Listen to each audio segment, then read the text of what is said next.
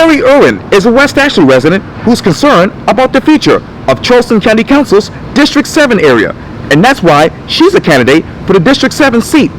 I speak exclusively with her for this edition of Quintin's Close-Ups, and if you haven't already, subscribe to my YouTube channel and follow me on social media.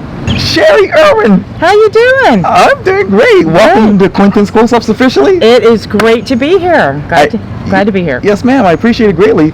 Obviously, I moderated the West Ashley United Mayoral Forum a year ago. Right. And we were all there at West Ashley High School's auditorium, and we talked about a lot of issues when you were running as mayor. Right. Now you are a candidate for Charleston County Council's District 7 seat. Are any of those issues during the mayoral campaign relate to this particular campaign as well, in your mind? Yes. I firmly believe that both city and county spends too much time on things that government shouldn't be involved in, like getting into building apartment buildings and so forth, instead of concentrating on the roads and drainage maintenance. And of course, you welcome new businesses, but I just see too much social engineering going on. As you know, I was there when they tried to get the residents out of their homes in Maryville and Ashleyville. That one of the things that had prompted me to run for office is they told them we have affordable housing for you, and they owned their homes outright. And I'm like, the government has no business doing this in a free society. Let's concentrate on the roads and the drains. So, affordable housing. What tax credit would you ask the county for as far as helping with people with that issue? Well, honestly, I think some of the best things we could do is the government needs to get out of it, because what they do is they actually drive costs up. Okay. I'm not saying people shouldn't be helped. Habitat Humanity is a wonderful organization. Now, they might get some tax dollars, but I know a lot of that is also privately funded, and that is a wonderful organization. And what you don't do is come into a neighborhood where they own their homes outright and tell them we're going to put you in basically high-rise apartment buildings. That's what they were going to do. They own their homes, so they should have been left alone. You talk about those issues right now in West Ashley, and obviously you talked about those issues when you were running for mayor. What exactly is the quality of life in District 7? I think it's pretty good. Unfortunately, the flooding's getting worse. So in that regard, it's not good. Just the overbuilding, filling in marshlands and fill and build. I mean, you can see right down the street here with the new building they built at the corner there of Lockwood as it turns into Jasper. Yeah, that it's too big. They filled up the entire hill. There used to be a high-rise building there, but it was just in the one section near the tennis courts, and the rest of it was a grassy hill. Well, now they've completely built it, and now that road, it's always flooding. So you cannot overbuild, especially in an area like the Low Country, where the topography can't handle a lot of these massive buildings. Would you be in favor of a moratorium in regards to fill and build? Yes, I think it is a horrible practice here in the Low Country. It is destroying people's property. Everybody, we have property rights, but you don't have a right to do something on your property that is going to destroy people's property around you. So I do believe that a moratorium would be necessary. And let me turn to flooding mitigation. What type of resources would you use to make certain that the county's flooding mitigation efforts actually work? Well, I think one thing, instead of spending so much money on studies, we have to do studies, but proceed once you are done with the study. For example, there was a study done 2 or 3 years ago in West Ashley. Right. Spent $2 or $3 million on why is it flooding? And they, after spending all that money, they said, well, your drains are clogged. And that was about it. I'm like, well, perhaps while we're doing this study, why don't we actually, as we come across the problems, that should be part of the contract, that you mitigate the problem as you discover it. When they got done with the study, the drains should have been cleaned out. Of course, I think that we need to, have a full-time department like the garbage department, that's what they do every day. They're cleaning out drains. And because I think that's a big problem. You can see as you drive around, the drains are getting clogged up. That should be done regular maintenance. What mechanism should they use to really unclog a lot of these drainages in this area, particularly District 7? Well, equipment, Yes, ma'am. that I'm not an expert on that, but so I'm not sure exactly what they would Sure. use. But we hired people that would know how to do it, and that would just be their full-time job. Go around cleaning out drains. Drains. And how many drainage improvement projects do you want really for District 7? Off the top of my head, I don't have a number. Okay. It would involve, talking with all the people in the district and stuff. And unfortunately, with this corona thing, I didn't knock on doors because I figured people would be upset with people knocking on your doors. I did knock on a number of doors in my district, though, when I ran for mayor. And I know I talked with one gentleman, and he said that he believes what is happening over there on the main road, and not 100% sure this is correct, but he said that it's his understanding that years ago they put a pipe out there, when nobody was living out there, and it just dumps out there from other parts of town. And if that's the case, then that needs to be taken underground underneath the road, if that is in fact still the case. But as far as how many, I honestly don't have a number. And that pipe, when it goes underground, if that's able to be successful, how much money should that be spent on? Again, I don't have numbers. Okay. I'm not going to lie to you. I'm not an expert on the cost of this stuff. Sure. I just think that when we do studies, it needs to be, let's get crack-a-lackin' as soon as the study's done and not wait for years to go by, and then the next thing you know, the study's obsolete, so then they need to do another study. We need to get it going as soon as we get done with the study. And I know that money has been reportedly secured for funding for the county portion of the DuPont-Wapu drainage projects. Right. How should that project move forward in your mind, Sheri? Well, at this point, I don't have enough details to, to answer that. Do you know when they're actually going to get started on that one? Have they said? I heard from the Charleston County Council is going to be coming up in the next couple of months or so. Good. That's good. Okay. Because I did meet some people when I was running for mayor that Right. lived in that area, and they never flooded before. Now they are. So I'm glad to hear that it's moving along quickly. Then that's great. You talked earlier about development. What exactly is responsible development? I think one thing is get the government out of it. Yes, they are responsible for zoning laws. Yes, they are responsible for, how far back a building should be. I think we need to get back to preserving our suburbs instead of they are moving full steam ahead with deliberately trying to urbanize West Ashley. You've seen what they did to Mount Pleasant. Well, they want high-rise buildings all the way down Sam Rittenberg. And they voted, as you know, to put in 2 18-story buildings at Citadel Mall. Well, the topography here can't handle those massive buildings. And when you have buildings up to the road, as you've seen down here with Sergeant Jasper, you get flooding more easily, whereas buildings are set back and you've got landscaping buffering from the building to the road. There's a little bit more, that the rain can absorb. Okay. You need the trees, you need the grass, you need things to help absorb it. And just our government is deliberately trying to urbanize, and we shouldn't be doing that, especially in this beautiful city. How do we slow that down in your mind? Well, depends who was elected into office, I would look into, I don't know if they're getting any government grants for some of this stuff. We should look into that. If they are, we should stop taking government grants to be building high-rise buildings. That should be a private sector issue. We should be taking grants, again, to mitigate flooding, work on our drains and our roads and, things like that. And let me turn over to the former Church Creek Piggly parcel. How do you hope this parcel will bring relief to the Church Creek drainage basin? Were you talking about the one up in West Ashley Yes, there? ma'am. Oh, yeah. Up near Northbridge? Yeah, right there near the Church Creek. That would actually bring relief. I'm not sure how that would bring relief to the Church Creek Basin, because that's actually closer to I-26 towards that direction. I mean, the other one, the former I'm Church sorry. Street. Yes, ma'am. Oh, I'm yes, sorry. Ma'am, no worries. Well, they're wanting to build like put in a bunch of stores in that area, correct? I believe so, Yeah. yes, ma'am. Yeah. Well, I guess if they're going to build something there, they've got to make sure they put the drainage in first.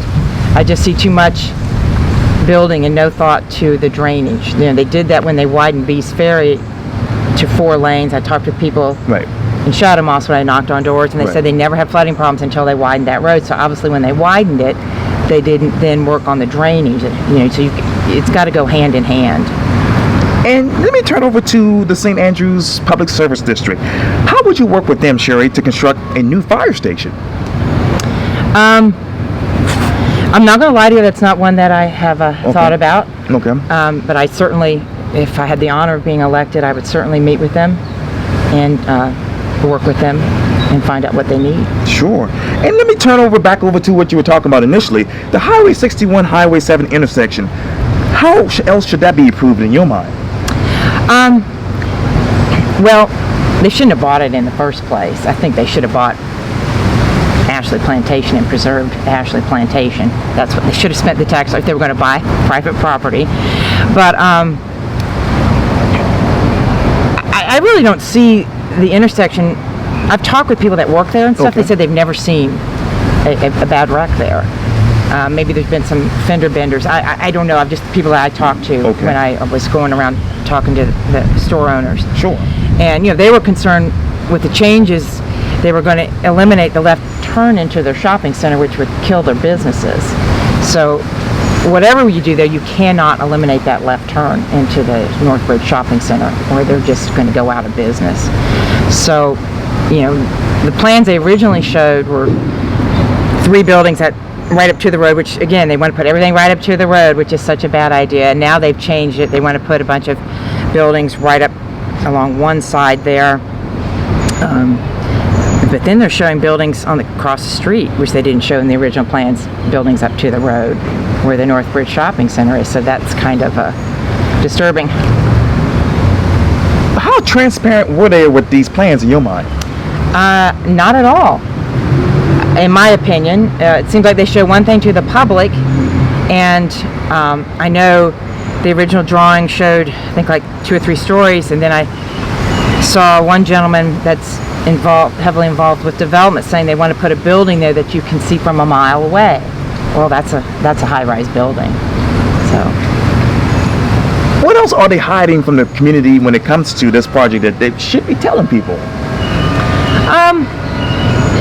they probably could give you a better answer to that than I can. Okay. I'm going to the meetings for 2 years and being yelled at and called a liar when I would talk about something they had said at the previous meeting, which was astounding to me. If they think they're not doing something wrong, why are you yelling at someone for pointing out what they talked about the previous meeting? But I will tell you, they want high-rise buildings from Northbridge to the Citadel Mall. They talk about bookends, which means high-rise buildings at the bookends, and then in between the bookends, they want high-rise buildings. And they've talked about an easement of property owners at these meetings, which is horrifying, because the Constitution, when it talked about eminent domain, it wasn't supposed to be for anything. It wasn't, well, the city thinks they'd like to put some other private business here. No. It was supposed to be for public things like a road, modern times an airport or a port. It wasn't supposed to be at the whim of a politician. Gee, I'd like to have your land because I'd like to build my house here or put an apartment building here. And that's not how eminent domain should be used. How should it be used, Ms. Sheri? Well, it should be used for things like when you have to widen a road, and of course you give fair market value. Right. Again, a port, an airport. I mean, some other public use things. And again, it has to be fair market value. You cannot give them less than fair market value. So, What is that fair market value right along the Sam Ritton Boulevard corridor? I honestly couldn't tell you. Okay. Let me turn over to the Old Town District and the Orange Grove Road, that Okay. is. How should the design for that improvement look in your mind? Well, I know they were talking about, I talked with one lady that lived there, and they were wanting to widen the side that she lives on. Okay. But she said on the other side, nobody lives on that section. So she couldn't understand why they wouldn't want to use that side. And so I would agree with her that if we're going to widen that section, do it where there's no houses on the other side, and don't take people's yards when you can go the other way. And let me turn over to 526. What in your mind should be the preferred alternative for that project? Well, I think they should have worked on getting the pitchforks done. Okay. I know it's my understanding that they're moving forward with the north pitchfork. Yes, ma'am. But the south pitchfork, for some reason, I don't know why they let that slide. That it's my understanding the gentleman that owned the property was going to give it to the county. Okay. I mean, you can't beat that. And it would have been far cheaper than trying to push forward with 526, and this you could have gotten this done pretty quickly compared to 526. We don't know if it's going to happen, when it's going to happen. This could have been done. I don't know the exact dollars, but it seemed like it was under 10 million for the South Pitchfork. But that should have been. They should have done both of them. It doesn't make sense to me why they didn't move forward with that. So. And let me get back to the 526 extension once again, because apparently the taxpayers did not agree to use the sales tax increase funds for this project. But some people are saying that's not true.